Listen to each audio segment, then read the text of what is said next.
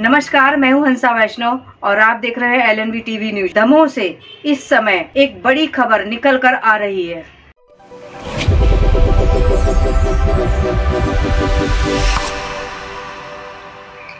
नमस्कार, स्वागत है आपका। मैं हूं डॉक्टर एलन वैष्णव। तथाकथित चिकित्सक डॉक्टर नरेंद्र जॉन केम को एक बार फिर पुलिस ने न्यायालय के समक्ष प्रस्तुत किया। न्यायालय के समक्ष प्रस्तुत करने के पूर्व पुलिस ने काफी तैयारियां कर रखी थी। पुलिस ने यहां बैरिकेडिंग की, सुरक्षा व्यवस्था के पूरे इंतजाम किए। CSP अभिषेक तिवारी के नेतृत्व में भारी मात्रा में पुलिस यहां थी और स्वयं सुपरविजन कर रहे थे, पूरी पल पल की निगरानी कर रहे थे, निर्देशन दे रहे थे CSP अभिषेक तिवारी। दमोह सिटी कोतवाली के थाना प्रभारी मनीष कुमार अपनी गाड़ी में लेकर पहुंचे डॉक्टर नरेंद्र जॉन केम को। जैसे ही गाड़ी न्यायालय में पहुंची, पत्रकारों ने प्रश्न ताका, डॉक्टर साहब कुछ तो बोलिए। और फिर एक जोरदार आवाज आती है और वह कहते हैं कि अभी दस्तावेजों की जांच चल रही है, जल्द ही सच्चाई सामने आएगी। ठीक है सर, पूरी जांच कर रही है, सारा तथ्य सामने आ जाएगा। थोड़ा सा ठीक है सर, पूरी जांच कर रही है, सारा तथ्य सामने आ जाएगा। थोड़ा सा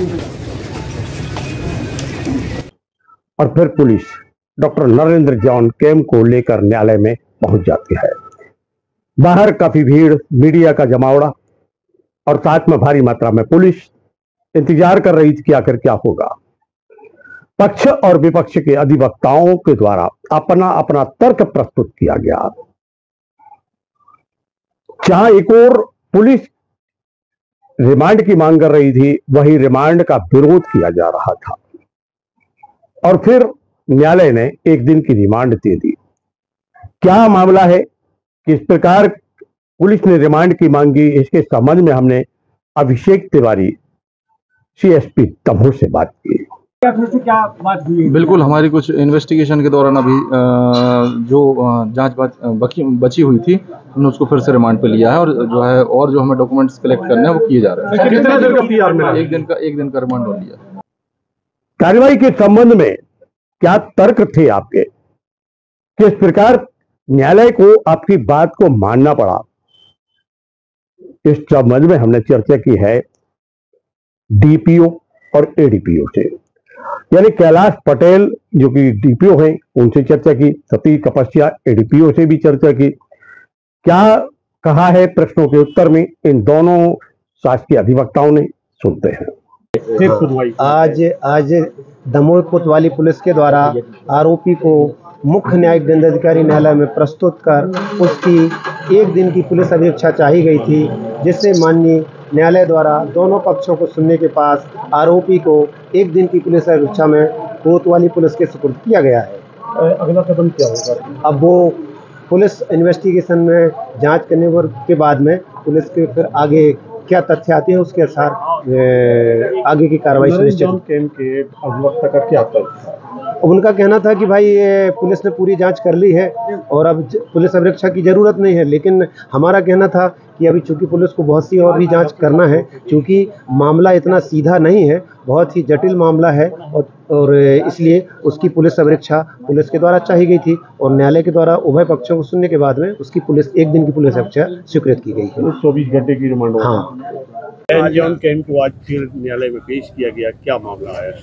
आज थाना कोतवाली द्वारा पुनः पुलिस रिमांड समाप्त होने के पश्चात माननीय न्यायालय में पेश किया गया और एक दिन की पुलिस रिमांड की पुनः मांग की गई थी, जो माननीय न्यायालय द्वारा संतुष्ट होकर, तर्कों से संतुष्ट होकर एक दिन का पुलिस रिमांड स्वीकृत कर दिया है और पुनः पूछताछ अब जारी रहेगी। पुलिस ने ऐसा क्या माना कि एक दिन की और रिमांड की है? उनको क्या? देखिए, 9 दिन में विवेचना पूरी ना हो पाने पर एक दिन का कुछ डॉक्यूमेंट्री कुछ पूछताछ की जानी है। जो भी आरोपी से इलेक्ट्रॉनिक इंस्ट्रूमेंट जब्त किए गए हैं, उसमें जो डेटा पाया है उसके संबंध में पूछताछ आरोपी के समक्ष की जा सकती है, इसलिए एक दिन का पुलिस रिमांड अतिरिक्त लिया गया है। लाई डिटेक्टर टेस्ट की बात आई थी पहले, क्या कुछ इस बारे में अनुमति दी गई है? अभी इस संबंध में तो कुछ नहीं कहा गया है, क्योंकि ये एक चर्चा ही हुई थी और अभी तो विवेचना जारी है। यदि आवश्यकता पड़ी तो फिर देखा जाएगा। बाकी उसका पूरा मामला डॉक्यूमेंट्री है, और जिस नाम से वह चिकित्सा कर रहा था उस नाम से तो कहीं भी मेडिकल काउंसिल ऑफ इंडिया में और अन्य संस्थाओं में कहीं भी इस तरह की कोई डिग्री नहीं पाई गई है। तो इसका मतलब है कि ये फर्जी है। देखिए, अब ये कुछ नहीं कह सकते कि अपराधी अपराध क्यों कर रहा है, तो अब उसका कुछ होगा, कुछ मोटिव तो होगा, पैसा कमाना हो, कुछ अपना नाम कमाना हो, कुछ भी हो सकता है। दो नाम उभर कर सामने आ रहे हैं, जी। डॉक्टर नरेंद्र विक्रमादित्य यादव और जी। डॉक्टर एन कैम। जी, ये क्या है? देखिए, अब ऐसा उसने जो अभी जिस नाम से वह डॉक्टर एन जॉन केम के नाम से वह चिकित्सा कर रहा था, जगह जगह पर उसने इलाज किया है, तो ये नाम तो ऐसा पाया जा रहा है कि इसका कोई रिकॉर्ड नहीं है। जो भी रिकॉर्ड है उसने बनाया है और ये फर्जी तौर पर बनाया गया है। अभी इस संबंध में तस्दीक कर रही है कि उसका असली नाम क्या है, नरेंद्र विक्रमादित्य यादव है या अन्य कुछ है। आरोपी पक्ष के वकील का ये कहना है कि 2017 में उन्होंने अपना नाम बदलकर डॉक्टर एन जॉन केम कर रख लिया। देखिए, ये तो डिफेंस का बचाव है और स्वाभाविक हो सकता है, लेकिन कोई व्यक्ति अपना ही नाम बदल सकता है, अपने माता पिता का नाम नहीं बदल सकता, ना ही वह जन्मतिथि में चेंज कर सकता है। जो भी अभी तक के दस्तावेज हैं, वह जो भी दो नाम आए हैं उसकी सब कुछ डिटेल अलग अलग है। उसके पिता का नाम अलग है, डॉक्टर एन जॉन केम के पिता का नाम अमरेंद्र है, डॉक्टर जो भी नरेंद्र विक्रमादित्य यादव के पिता का नाम गयापाल यादव है। इस तरह से कोई भी व्यक्ति है कानून के प्रावधान के तहत अपना नाम ही चेंज कर सकता है, ना कि माता पिता के नाम। तो मित्रों, ये थे डीपीओ और एडीपीओ। इन लोगों ने प्रबल तरीके से पक्ष रखा और न्यायालय को इस बात को मानने के लिए मजबूर कर दिया कि भाई पुलिस की जांच अभी पूरी नहीं हुई है और पुलिस को रिमांड देना चाहिए, यानी पीआर देना चाहिए, और पीआर दे दी गई। अब हम बात करते हैं सचिन नायक, क्योंकि डॉक्टर नरेंद्र जॉन केम के अधिवक्ता हैं। अपने वकील के लिए फिर बहस की, क्या रहा मामला? आज फिर पुलिस प्रशासन ने रिमांड, एक दिन का रिमांड किया था, जिसको माननीय न्यायालय द्वारा स्वीकार किया गया है। कल फिर मेरे क्लाइंट को पेश किया जाएगा। मेरे क्लाइंट का सिर्फ यही कहना है कि जितने भी दस्तावेज उनके पेश किए गए सारे असली हैं। उनकी आइडेंटिटी एन जॉन कैम जो बताई जा रही है वो भी असली है। उनको एक बड़ी साजिश के करते हुए उनको फंसाया जा रहा है, यही उनका कहना है। दोबारा जमानत के लिए क्या कार्रवाई? हम सेशंस कोर्ट में जमानत की तैयारी कर रहे हैं। आज ही हमारे क्लाइंट ने कोर्ट पर पेपर साइन किए हैं, उसको नेक्स्ट वर्किंग डे में हम फाइल करेंगे। सर, नरेंद्र यादव कौन है?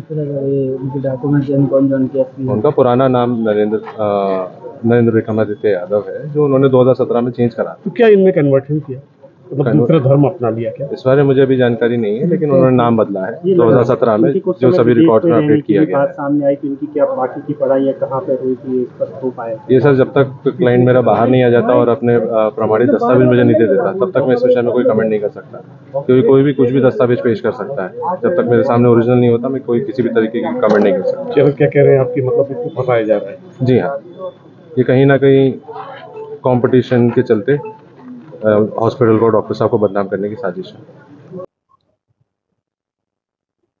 कूटरचित दस्तावेजों के आधार पर चिकित्सा करना, मध्य प्रदेश आयुर्विज्ञान संस्थान में पंजीयन न कराना, यही आरोप है डॉक्टर नरेंद्र जॉन केम पर। चर्चाएं 7 मौतों की भी हैं, पर फिलहाल पुलिस ने जो प्राथमिकी दर्ज की है, एफआईआर दर्ज की है, वह कूटरचित दस्तावेजों के आधार पर चिकित्सा करना। एफआईआर जो दर्ज है उसमें आयुर्विज्ञान संस्थान में पंजीयन ना कराना,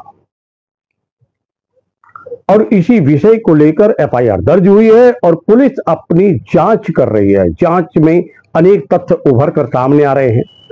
पुलिस लगातार एक एक बिंदु को लेकर सजग और सतर्क होकर विवेचना कर रही है कि किसी प्रकार की कमी ना रह जाए, और इसीलिए उसमें एक बार 5 दिन की रिमांड मांगी, जो न्यायालय ने दे दी। फिर 4 दिन की रिमांड मांगी, फिर न्यायालय ने दे दी। अब फिर 1 दिन की रिमांड मांगी है, वो भी न्यायालय ने दे दी। कल फिर रिमांड पूरी हो जाएगी। क्या तर्क होगा दोनों पक्ष के अधिवक्ताओं का, और न्यायालय क्या रुख अपनाता है, कि कल मालूम पड़ेगा। लेकिन इस समय चर्चाओं का बाजार लगातार गर्म है।